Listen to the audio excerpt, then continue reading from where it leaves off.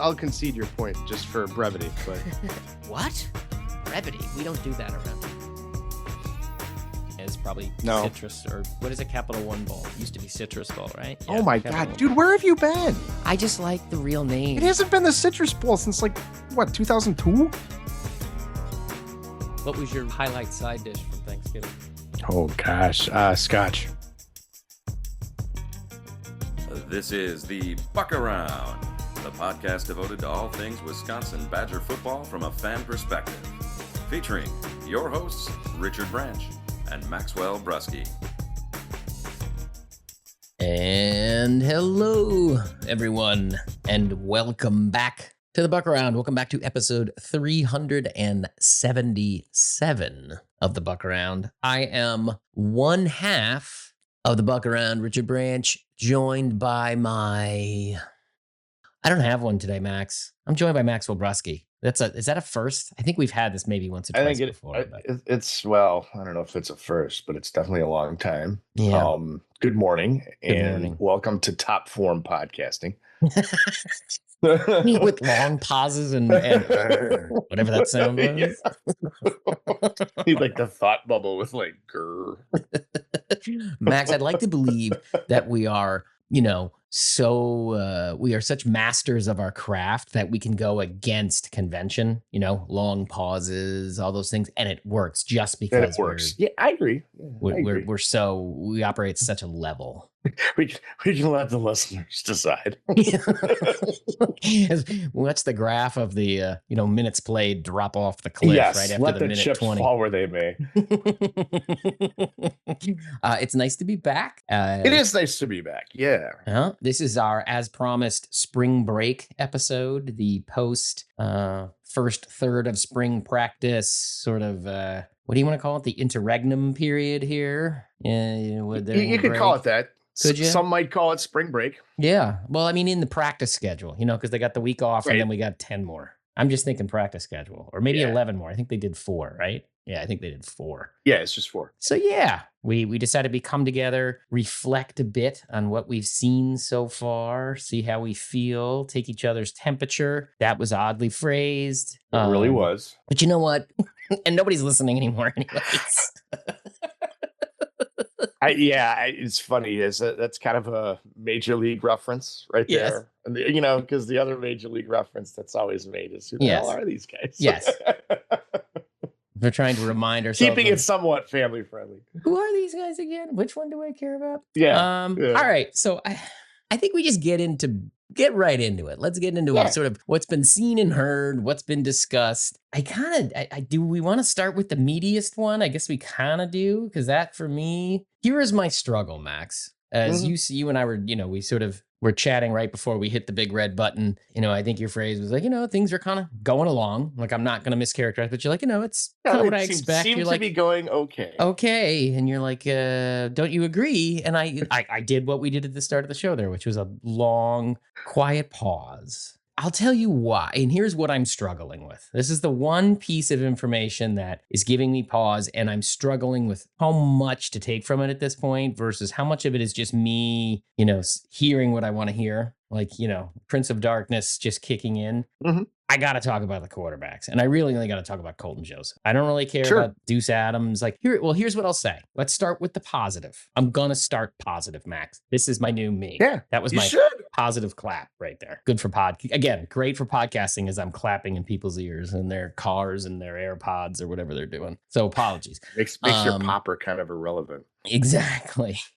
So the positive, to steal the line from Jeff Grimes, his quote, which I was like, okay, yeah, no, because this is what they're doing. We have made the decision to go recruit athletic quarterbacks. And I was like, okay. And I don't care that they're recruiting athletic quarterbacks. Let me make that clear. What I thought was like, oh, this is a nice step, is that the 4 guys they have, there is like a through line of skills. Even Danny O'Neal, we're not going to count him because I just don't think we're ever going to see him play, but he would be number 5. But he would fit sort of the mold here, which is they have quarterbacks who have a certain skill set that they can build an offense around. It's not going to change when someone gets hurt or in the next season when the next guy comes in. You are not looking at, well, here's the athletic guy, here's the guy with the more NFL prototypical arm, and then Sure. here's the random, guy who was supposed to be the GA, glorified GA from Southern Illinois, who's now starting, who is a statue, right? Like there's none of that. You have a consistent skill set in that room. So at least that's logical. Like I'm kind of bummed it took 4 years to get there, but hey, let's take it. The learning journey continues. Yep, the journey continues, and I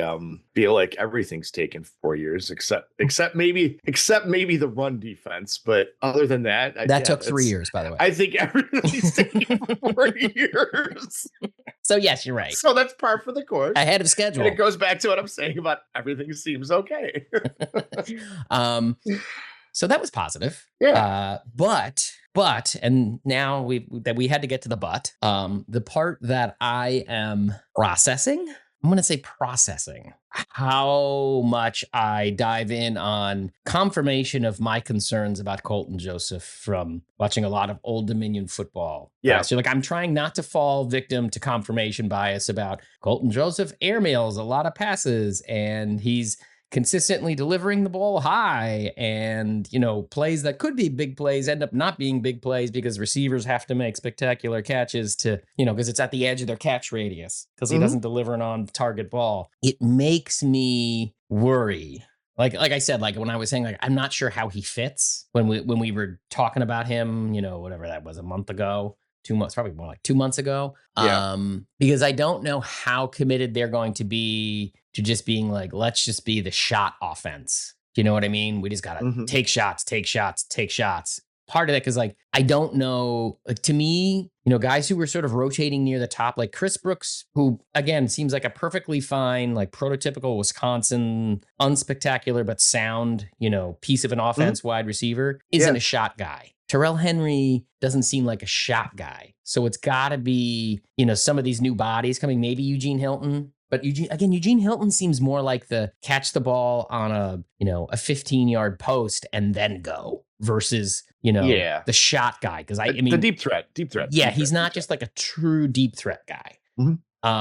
So I am curious again, like how much do I look at this and go, oh boy, is this a red flag versus how much of this is, one of those things you hear in spring? Usually it's on the positive side. You're like, this guy had a great practice. And you're like, I'm going to see so much of this guy next year. And then he plays 13 snaps. It's like a different version of that. And so that is where, like, if I'm putting a pin in a place where I have a little, spring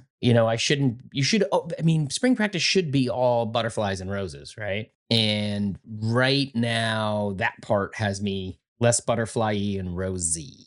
Well, as far as any like the reports go, nothing's really. I didn't have one of the practices where he threw a couple interceptions, right? That was the first one. They were all pretty messy. Yeah. Yeah, and I think he got better the second time around. But I mean, as far as the passing goes, I don't know that there's been any like holy cow kind of highlight items or wow, this guy's a really good passer. It's even better than we thought, or there hasn't been anything like that I can recall. A couple of his highlight passes have been with receivers leaving their feet. yeah, leaving their feet. So yeah, right. So I mean, I guess that's the to be monitored for me, right? Sure. Well, I mean, you did the breakdown, right? I don't know. It's when they brought him in, I mean, he's exciting from the scored or ran for 145 yards versus Indiana, blah blah blah, and when the season ended, portal opens, and like who are the quarterbacks, and it's like he seemed to be the guy that like Twitter was excited about, and then they got him, so it's a good thing. But I don't know if I ever felt like if I'd rather be, if it was like Lenora Sellers or something like that, you know what I mean? I didn't. Nothing's really like changed my perspective on that, and I think it'll be interesting to see what he does. And for the Grimes thing, I always just I have like the gold standard of what is it? I always get his name. I used to know it by heart, but Jalen Johnson, the Kansas quarterback. That's like kind of what I have in my brain for Grimes, like kind of the gold standard. What like the top of what Grimes quarterbacks or quarterbacks under Grimes and quarterbacks in Grimes' system can be. So I'm always going to have that as a basis of comparison. And I feel like Joseph's got the running down, Right. but Jalen Johnson's a pretty good passer too. By the way, I was going to see if you call it's Jalen Daniels, but I was Jalen, just I was going to see if you picked but it's the right Jalen one. though. It's Jalon. That Yes. part I always remember. Yeah, Jalen Daniels. Yeah, Congratulations. yeah. Thank you. No, it's okay. Achievement unlocked. It's sort of like how I can never spell Cincinnati. In 49 years of my life, I have never mastered it. Like I cannot spell Two Cincinnati. N's, one T. Where are the two N's? In the second first ones. N, the second set of N's or two? The second N. I guess because that's like Cincinnatus. Correct. Okay. Yes. Okay. I still will forget this in 10 minutes. But so what I'm saying is don't feel bad. Or at least we're equally stupid. No, I have a mental block on him for some reason. But Yeah. but you know what I'm saying though? Yeah. Like, that's kind of what I measure him against. And I think that's like what he wants. Like that's Right. what he wants is that guy. And I would say that's what each one of these guys is meant to be on the roster. Definitely. Yeah. You know, to tie it So back to to that that end- positive. But And Daniels was an exciting player. Mhm. That one really good year. I think it's all the way back in 22 already. I mean, yeah, there's your blueprint. Yeah, that's right. That's yeah. But Yep. I guess to put a bow on it, it's I'm banging into the mic there. To put a bow on it, it's a situation being monitored for me. It's definitely a situation being monitored. All right, offensive line. Again, let's start positive. That's been interesting, I think. At least as far as like the names that you're seeing. So you go first.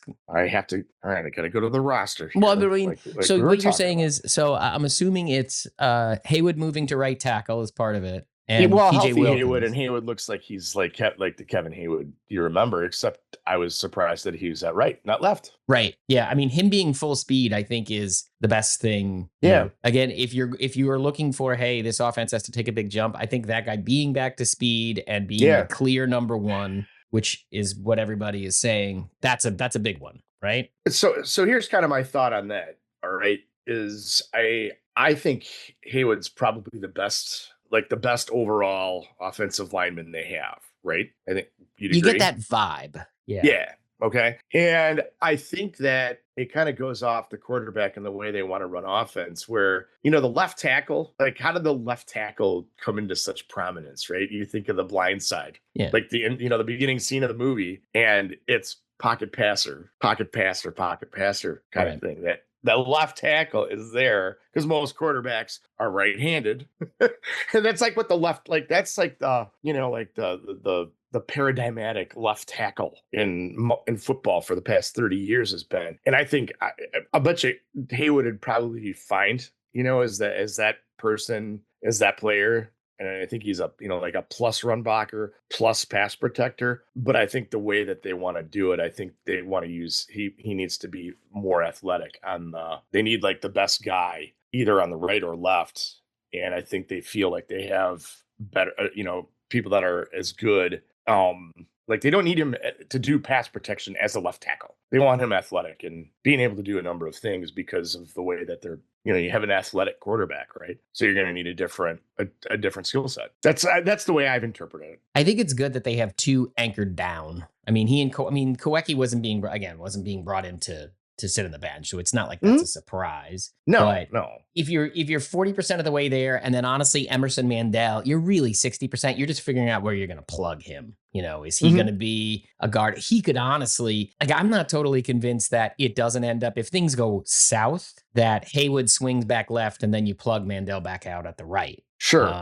And what they're doing right now is a degree of like not wish casting, but like, hey, this might be the best way to do it for now. Mm-hmm. And they can fall back down the line if they need to. Because Haywood he practiced at left tackle for an entire season. Well, he also he practiced the position for a year. So it's not like you need to teach him the footwork. You need to teach him the technique. He did it. Now he's just mirroring it more or less, on the right side. So I guess there's cautious optimism. I am kind of interested that you have not heard from Lucas Simmons at all, because you would think that would be your other left tackle. I didn't realize it until the availability so they did talk, or at least Fickle made noise about Barrett Nelson coming back as a guy who was going to be in the mix there. but he is out for spring. So I'm not sure how realistic that is, or if that was talk to keep a guy around.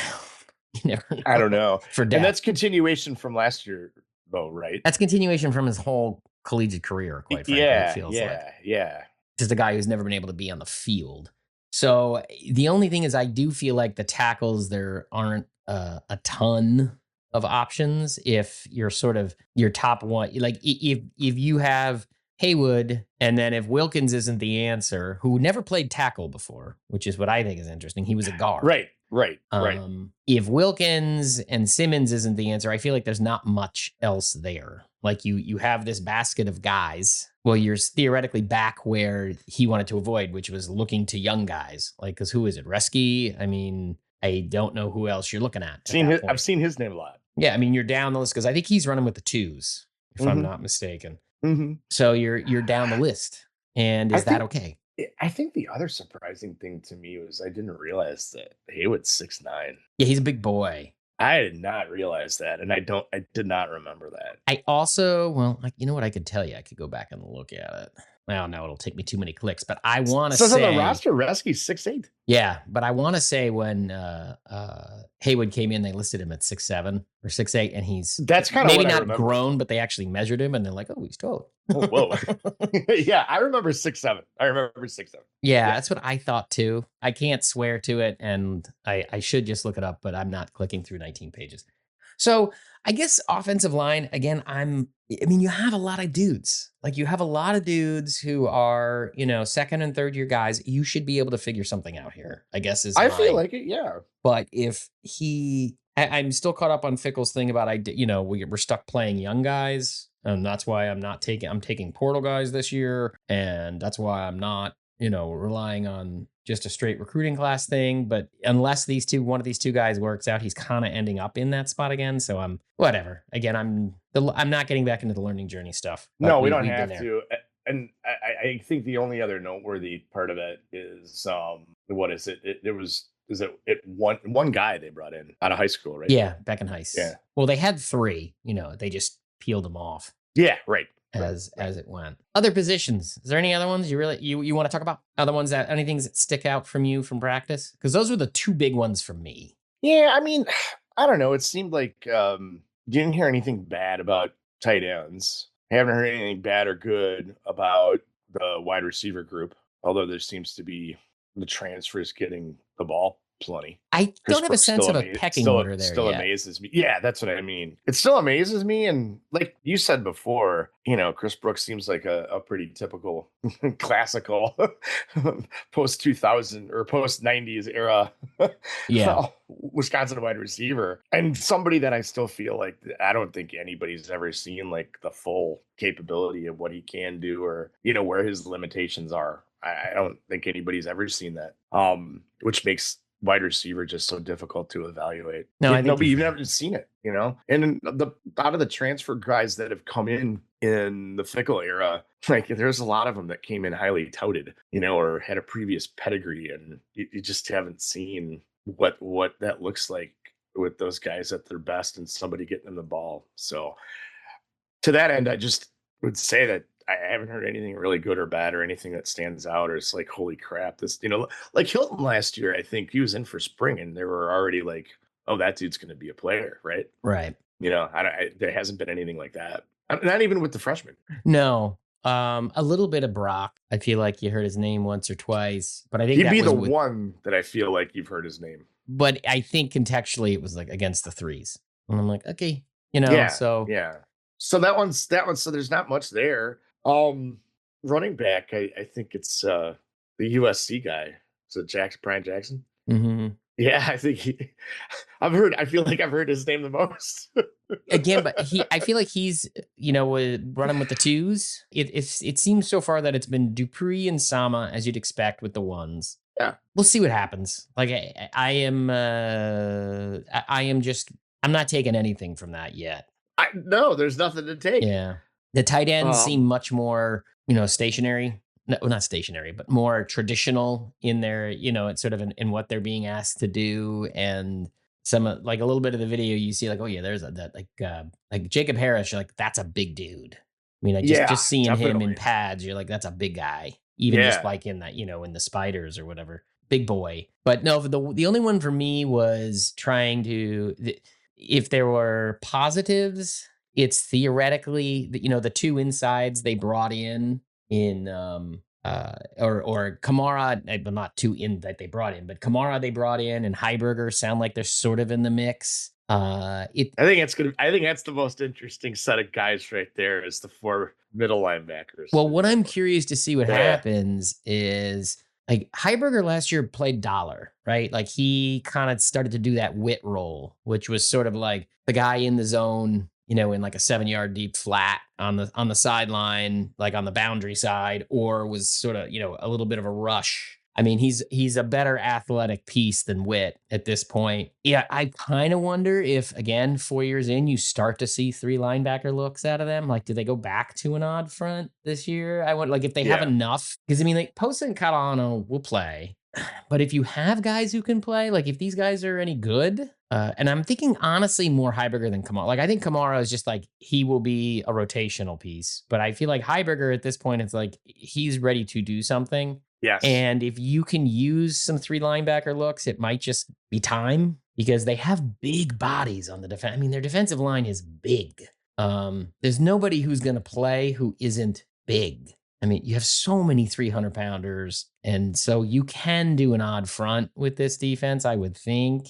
Hammond Russell seems like he's fine. Poyser seems okay, and they keep talking up Charles Perkins. Again, I don't know what to make of that, but Me neither.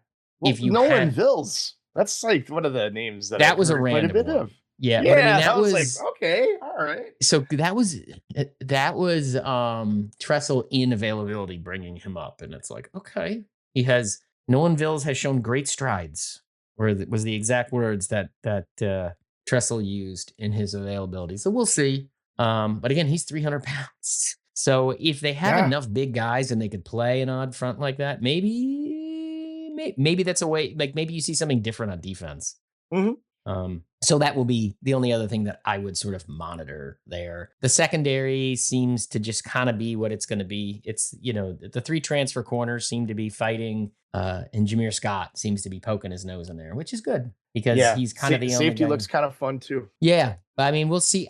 I don't know how much to take. I mean, I know it's one practice. I'm not getting too excited about Van Dinter, but we'll see what happens there. Because I mean, that of all the positions, the only one there is Raphael Dunn is still MIA. It's not. It's more like I don't get what they're using him for at this point because he was the dollar guy who just never became the dollar guy because they never really had the dollar basically became a linebacker. It became like a star linebacker, or He's like a on the Rosa. roster as a redshirt sophomore. Yeah, he is, and that star linebacker went to be less of a hybrid safety and more as a rover linebacker. So I don't know. I mean, maybe it's just like he became homeless, so to speak, and now he's sort of becoming more the safety. But it is kind of a bummer you haven't seen much there. But otherwise, like No. you said, things progress. I think safety looks fun, and it'll be. I mean, there's like Burks. Mm-hmm. I hope Trainer comes back. I don't know what his schedule is. But guys like Grantine and Luke Emmerich and Skeins, like that's kind of cool.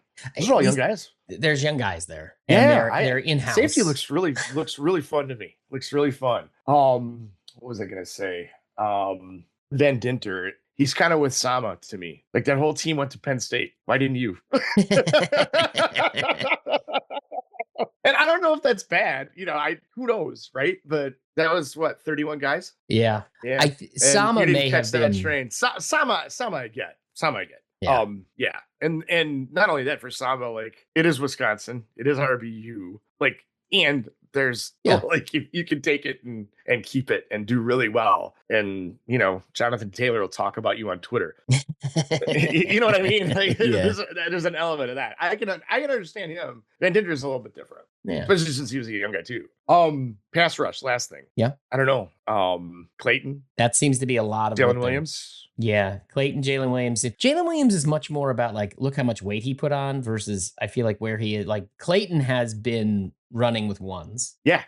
So It's kind of interesting too, because Clayton, again, seeing him in person, and I don't. Do you know when like the spring game is? there doesn't appear to be one. Yeah, I don't know, because I'm not going to say anything, because so much last year was being there and like actually seeing these people in person, especially Clayton. Like, Clayton looked like, oh my gosh, he's so skinny. Yeah, he was 215 pounds. He was so skinny. Yeah, He was a looked wide like, receiver. He looked like a tall safety, like Rafael Dunn. That's what he looked like. I kind of like to see that, and I think the other part of it too is with pass rush. I think Post is going to be figure big into that. Okay. I feel like. So I don't know. I don't know if I'm worried. I know your favorite players. I've seen his name. Tyrese Fearbury. I feel like he's like all rich second team. He's first team all frustration. Man, he's got to shape up. Yeah. I mean, so that's kind of your Yeah, I think that's your roster. spring rundown. practice temperature right there. Yeah. And I'm very proud of myself, because I touched on a lot of names and guys that I don't have a feel for necessarily. Like if we were doing this back into like 2017, all right, this is what the two team's gonna look like, right? So All right, let's talk about the other big piece of news, which we generally don't do at this time of year. No. And the change overnight from when we made an agenda. We made an agenda 2 days ago, I guess, in full disclosure, and then had to push back recording a well, day. I'm glad you held up 2 fingers. I know.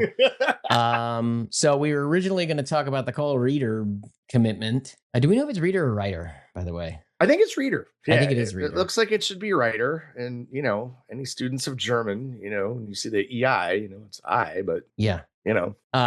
But on top of that, the Mallinger twins have committed, I guess, last night. Yes. To the Badgers, which I think is notable in that the Badgers now, just from the perspective, they have 7 commits, all of them in state, which I know people get excited about.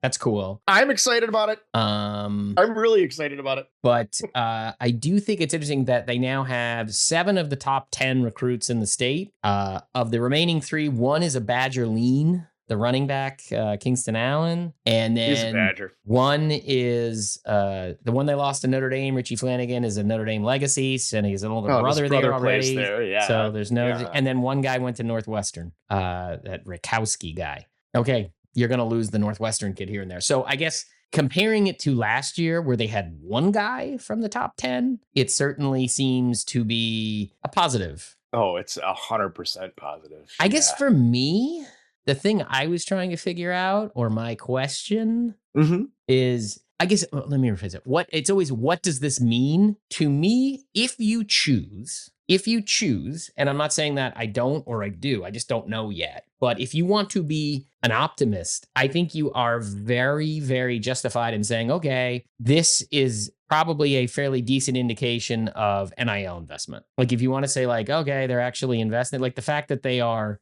doing so much better. Like I don't think, and I don't mean this to mean, like I don't think all of a sudden Luke Fickell and that staff figured out how to recruit kids in state all of a sudden. Like they figured something out. I don't think it was anything to do with that. Yeah.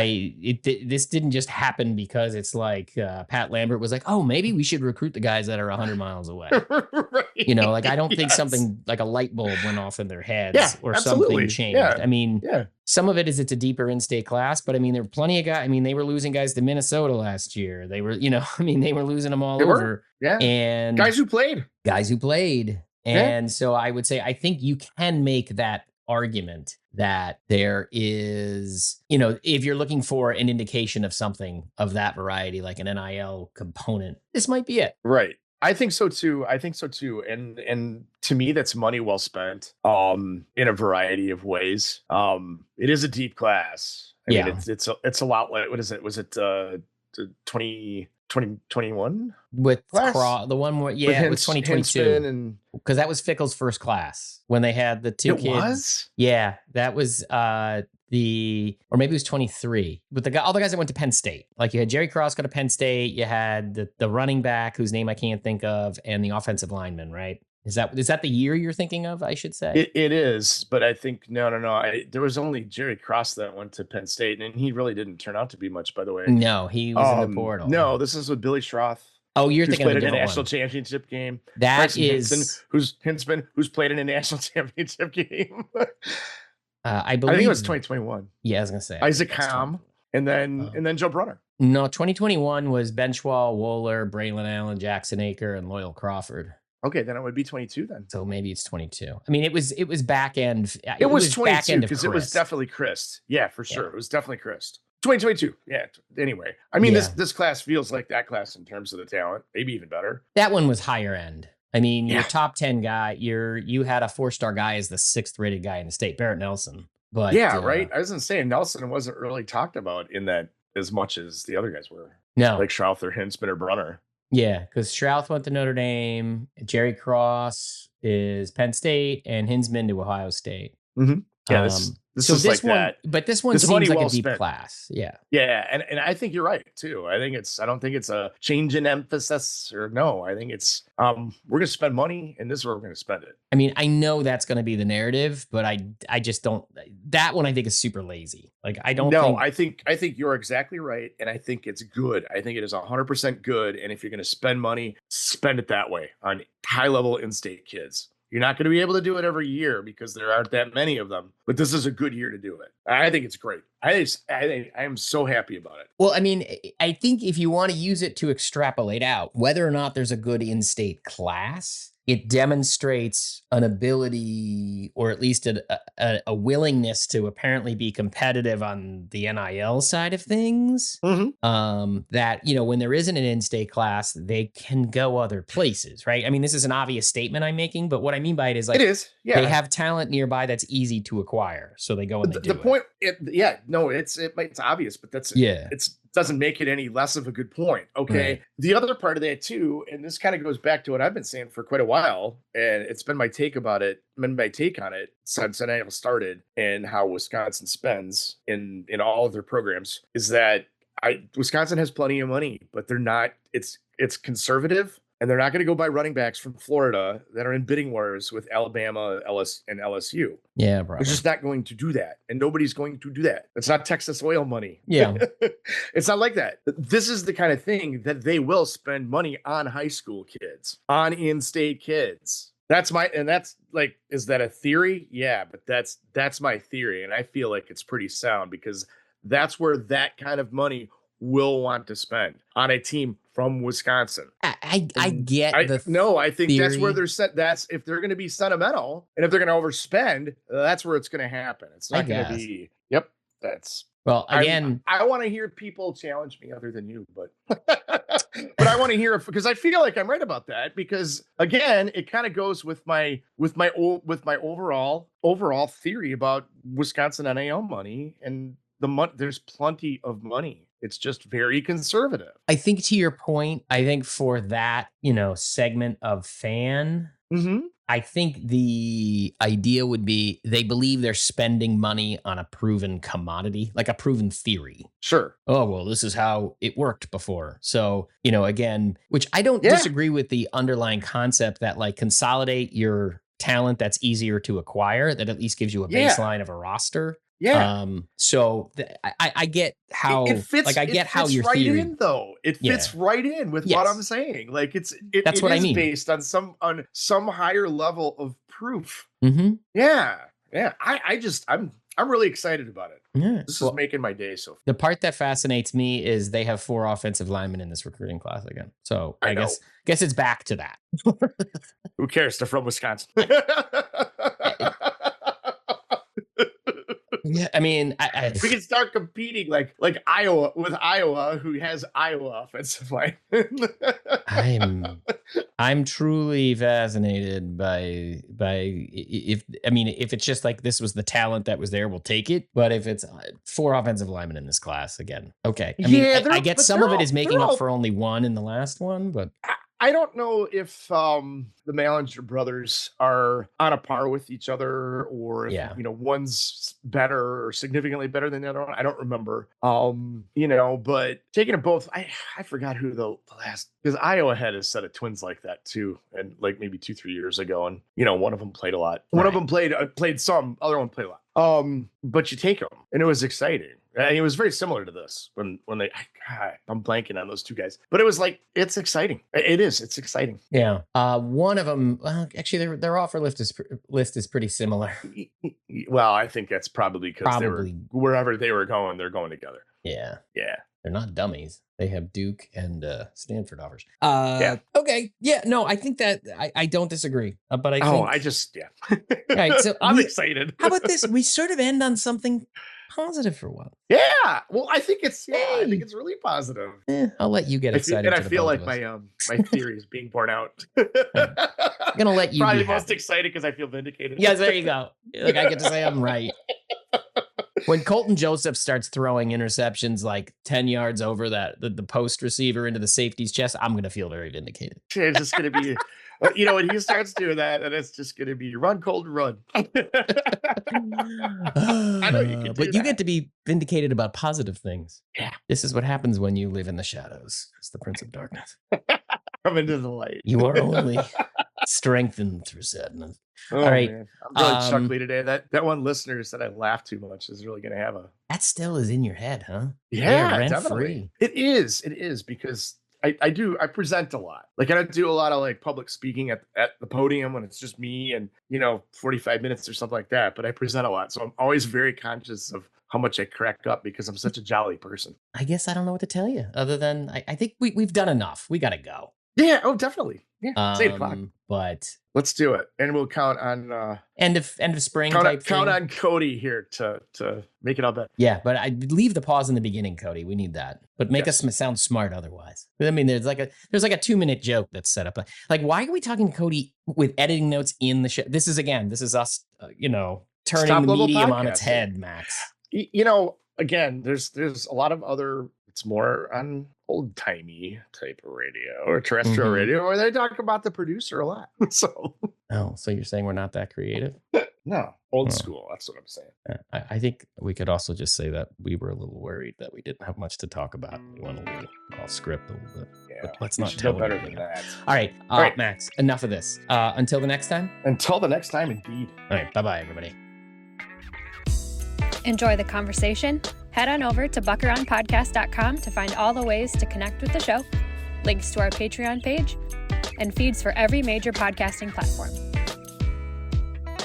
We want to thank each and every one of our patrons. You make this podcast possible. This has been The Buck Around, Badger football analysis from a fan perspective.